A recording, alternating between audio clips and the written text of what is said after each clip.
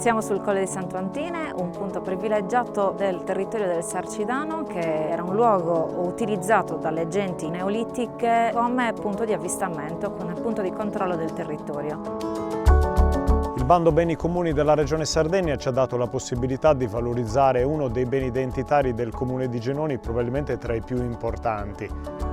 Lo scopo del progetto era la valorizzazione del colle dal punto di vista ambientale, come riqualificazione attraverso la piantumazione di specie arboree tipiche della macchia mediterranea. Si è deciso tramite tecniche di ingegneria naturalistica di mettere in sicurezza con delle viminate, con nella parte retrostante delle piante, in modo che attutissero anche con le radici i movimenti dei versanti.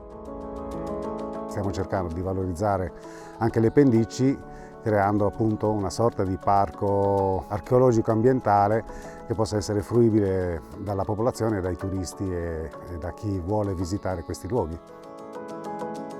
PARC sta per Paleo Archeocentro, museo paleontologico archeologico con una sezione dedicata alla paleontologia, una all'archeologia ed una ai laboratori didattici, adattabili ai ragazzi di ogni fascia d'età. I bambini possono svolgere il lavoro dell'archeologo, cimentandosi nello studio dell'archeologia e nella realizzazione di manufatti che poi possono anche portare a casa.